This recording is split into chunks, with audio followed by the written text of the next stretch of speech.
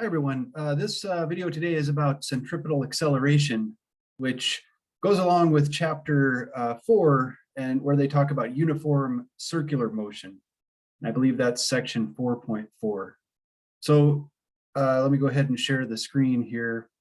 What I want to talk about, first of all, is what is centripetal acceleration, and also derive an expression for that acceleration. So first of all, let's talk about uniform circular motion. What I mean by this is that you have an object that's going in a circle at a constant speed, right? So you might have a car driving around a track, or maybe you have a string that's tied to a rock and you're whirling it around in a circle, right? And its speed is staying the same, which means the magnitude of the velocity is staying constant. So if I've got my circle here, my speed might be 5 meters per second over here, and it's also 5 meters per second anywhere else, and it's tangent to the circle.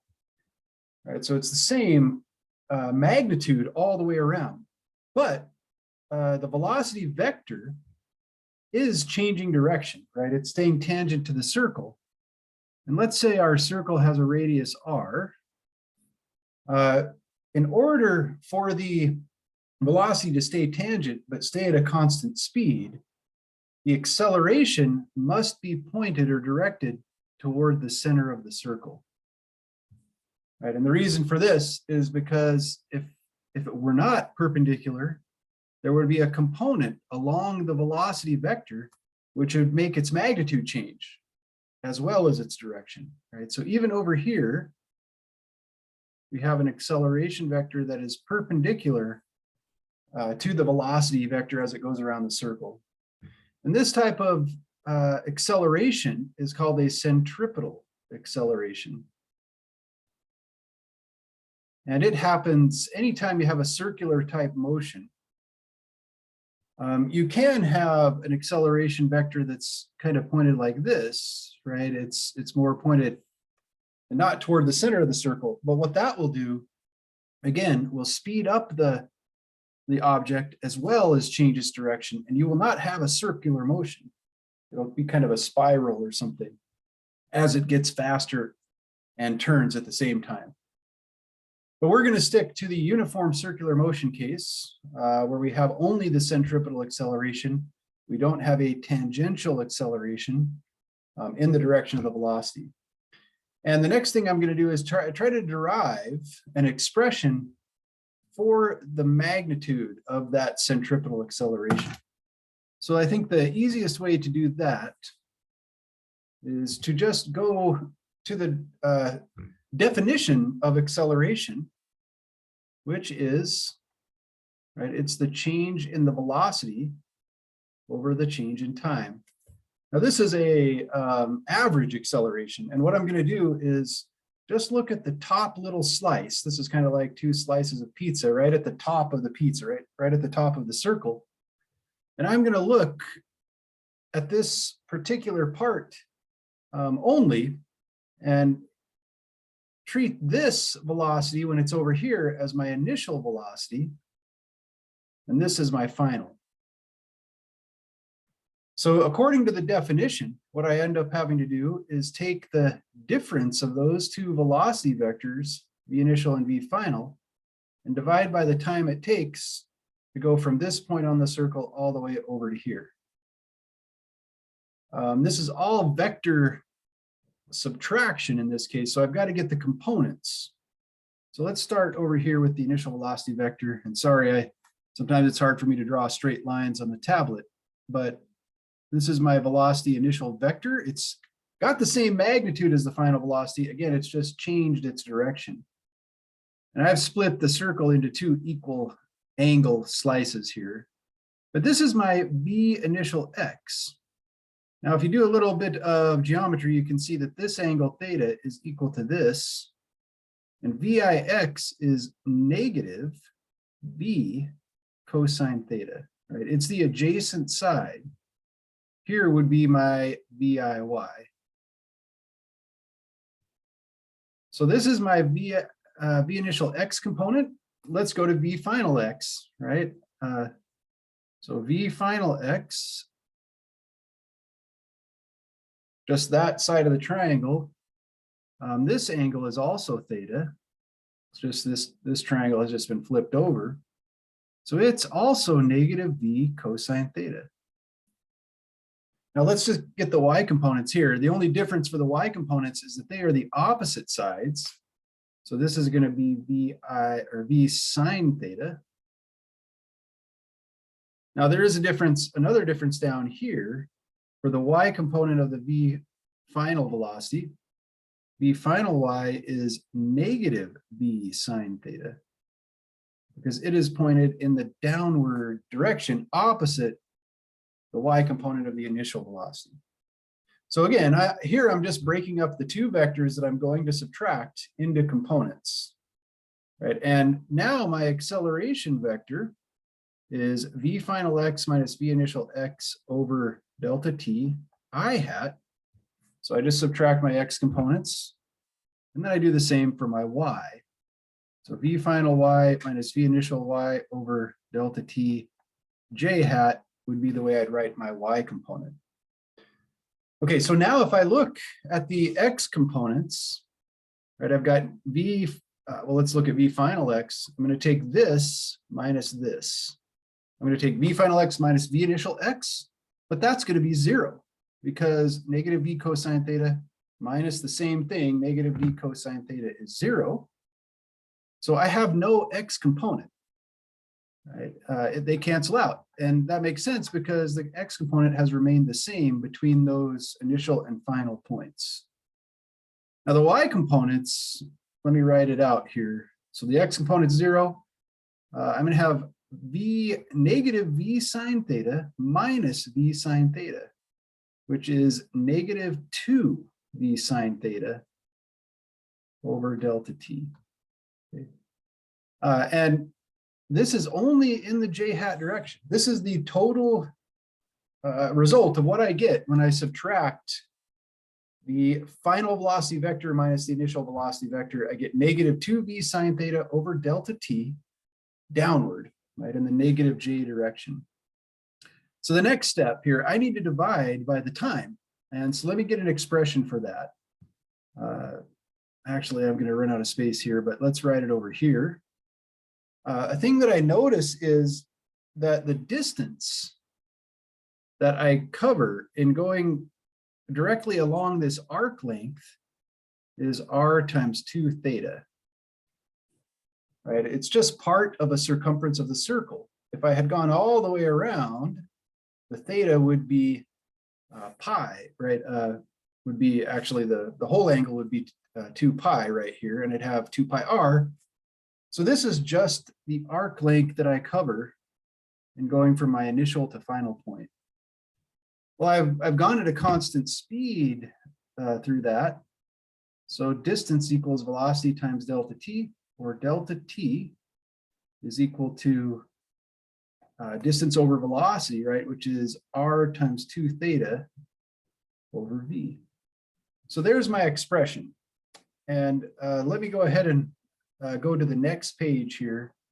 And since I've run out of room, I'm just going to combine. I'm basically going to plug the delta t in for that right there. So let's go to a new page here. I found that my centripetal acceleration vector is negative 2v sine theta over delta t j hat.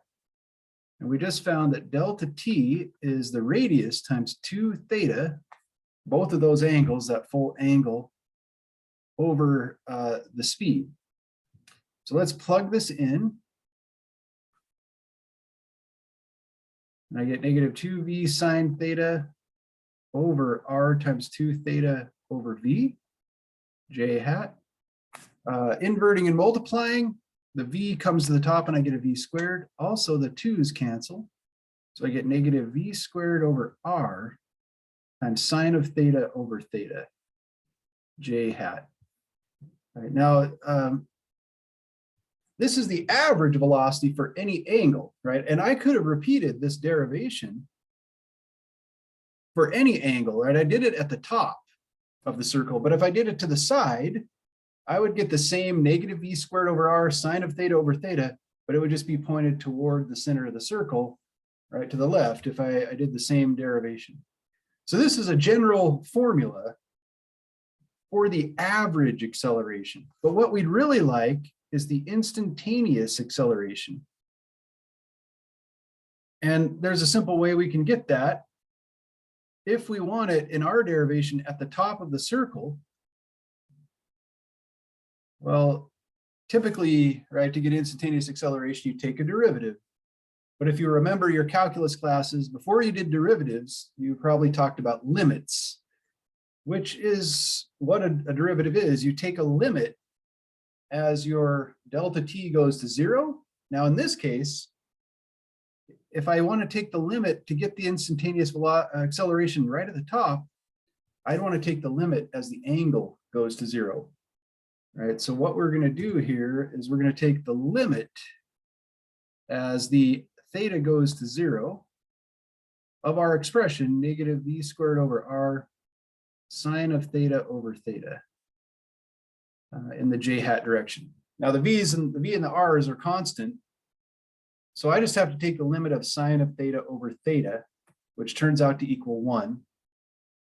And if I do that, then I get negative v squared over r j hat.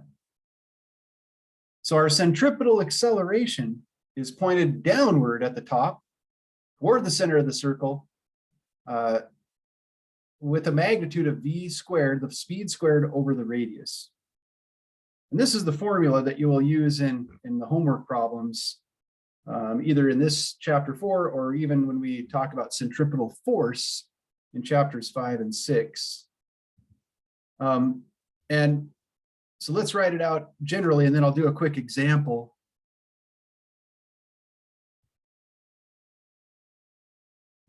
And so to write it generally, right, our centripetal acceleration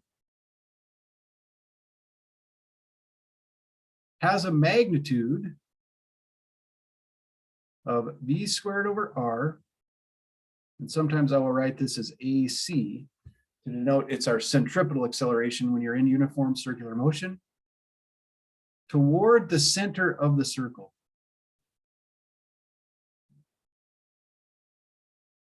Okay, so as just an example, let me actually get a new slide here.